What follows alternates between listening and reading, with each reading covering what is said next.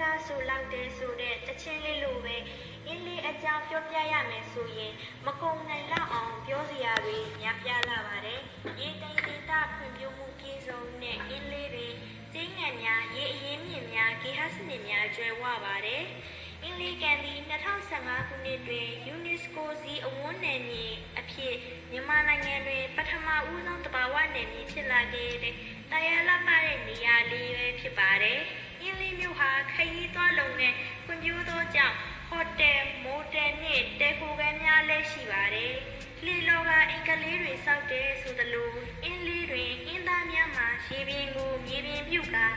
အင်္ဂလိပ်များစောက်၍နေကြခြင်းပဲဖြစ်ပါတယ်။အင်းသားများရဲ့အေးချမ်းသာယာလှပတဲ့ရေအိုင်တဘာဝနဲ့အညီရေထဲမှာတွာလာလှရှားရင်အင်းသားများကအတူယူစရာကောင်းတဲ့မြင်သာသောပြောဆိုဟန်များလည်းရှိပါတယ်။ဒါပေမဲ့ဒီဗီဒီယိုလေးထဲမှာတော့အင်းလေးနဲ့ပတ်သက်ပြီးအဓိကသိထားတဲ့အကြောင်းအရာလေးတွေကိုပဲပြပြပေးသွားမှာဖြစ်ပါတယ်။အင်းလေးကတော့အစိမ်းရောင်တောင်တန်းများနဲ့အပြာရောင်ရေရင်တို့လောက်ဖက်စွာတည်ရှိနေရကြောင်းဟော်တယ်မိုတယ်နဲ့တဲခုကမ်းများမှာအင်းရေပြင်ကိုမျောငေးပြီးရှမ်းခေါက်ဆွဲရင်းနှီးကြံတူဟုကြောင့်စားရဲ့အစားအသောက်တွေကိုလည်းစားတောက်လို့ရတဲ့တဘာဝအရသာအကြောင်းရောက်ဖို့သူများမမေ့နာဟုပါဇက်မှာအမြဲရောက်ကတသားသားရှိကြရပါတယ်။တောင်စင်တန်းရဲ့အရေးညွှန်မှုစစ်စိမ်များကမိုးပြပြရေပြင်ကိုအုံမိုးထားတာကြောင့်အေးချမ်းတဲ့ရာသီတဘာဝကိုအမြဲခံစားရပါတယ်။အင်းလေးဒေသတွင်အင်းလေးဒေသခန့်9000ခန့်နေထိုင်ကြပါတယ်။အင်းလေးရှိရွာ18ရွာတွင်မတူကွဲပြားတဲ့ဒလီထုံးတန်းတွေနဲ့ယဉ်ကျေးမှုတွေပေါင်းဆောင်ထားပြီးငင်းတို့ရဲ့ကိုယ်ပိုင်ပုံစံနဲ့နေထိုင်ကြပါတယ်။ရဲ့ဒီနေရာအကြောင်းကိုစက်ကြီးပြပြပေးရမယ်ဆိုရင်တော့အင်းလေးရဆိုရင်ရှမ်းပြည်နယ်တောင်ပိုင်းညောင်ရွှေမြို့နယ်တောင်နဲ့မြောက်တန်းရဲ့ရှမ်းတောင်တန်းကြီးနှစ်ခုကြားမှာတည်ရှိပါတယ်။ခမန်းကြီးမျက်နှာပြင်အကျယ်ဝစတူယန်မှာ44.9ပင်လယ်ပြင်မျက်နှာပြင်အထက်အမြင့်ပေ2900ကျော်မြင့်နဲ့ညောင်ရွှေ6ဝန်းမှာတည်ရှိပါတယ်။တောင်မြောက်အလျာ9မိုင်နဲ့အရှေ့နောက်အလျာ3မိုင်ကျော်ဝန်းနဲ့တောင်မော်ရံကြီးတစ်ခုလည်းဖြစ်ပါတယ်။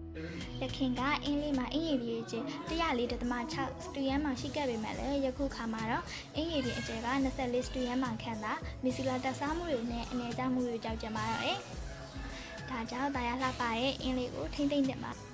။နောင်အင်းလေးရဲ့အထိပ္ပယ်ကိုဆက်ပြီးပြပြပေးသွားပါမယ်။အင်းလေးကိုနောင်အင်းလေးလို့လည်းခေါ်နောင်ပါသေးရဲ့။နောင်ဆိုတာကရေအောင်ရေကန်လို့အထိပ္ပယ်ရပြီးတော့အင်းလေးကန်ကိုနန်းပန်ရွာနောင်တော်ရွာဟဲရရွာမှာရွာကြီးတန်မုံဆိုတဲ့အင်းရွာလေးရာကဝမ်းရံထားတာမို့လို့အင်းလေးကန်လို့ခေါ်တာဖြစ်ပါတယ်။ဒီလေးတွေကမှတောင်ပေါ်သားများဖြစ်တဲ့ရှမ်းတနုတောင်ရုပ်ဘဝအင်းသားလူမျိုးများနေထိုင်ကြပါတယ်။အင်းသားများစုကတော့ဗုဒ္ဓဘာသာဝင်များဖြစ်ကြပြီးဒီလေးကောင်ကိုမိခိုးပြီးရှာဖွေစားသောက်ကြပါတယ်။အင်းသားများကရှောင်းနဲ့လေးလော်ပြီးဘဝကိုရည်တည်ကြပါတယ်။ထူးထူးခြားတဲ့လေးလော်စွမ်းရည်ပြိုင်ပွဲများလည်းရှိပါသေးတယ်။အင်းလေးဒေသရဲ့ရေမြေတဘာဝနဲ့နေရောကျုံမျိုးခင်းနေသည့်စာခင်းများလုံးကြပါတယ်။အင်းသားလူစာပြိုးတော့အင်းလေးထွက်ခင်းနေသည့်ဟာအင်းလေးမှာလက်ဆက်တဲ့တဘာဝတင်နံများအဖြစ်ကျော်ရသောတင်နံများတွင်ပါဝင်ပြီးအင်းဒီကိုခေါ်ကြပါတယ်။ဒါအပြင်အခြားထင်ရှားတဲ့လုပ်ငန်းမှာငါးကန်းလုပ်ငန်း၊မြွေလုပ်ငန်း၊ပိုးတဲ့လုပ်ငန်း၊ရှိတဲ့လုပ်ငန်း၊ဝေပရိန်လုပ်ငန်း၊ကြာရှည်မြင့်ဖြင့်ပြုလုပ်ထားတဲ့ဂျာတင်ငန်းလုပ်ငန်း၊ကျန်းတဲ့အခြားလေးရာလုပ်ငန်းတွေပဲဖြစ်ပါတယ်။ဂျာတင်ငန်းကိုအင်းပေါ်ခုံရှိရွာတွင်ပြုလုပ်ပါတယ်။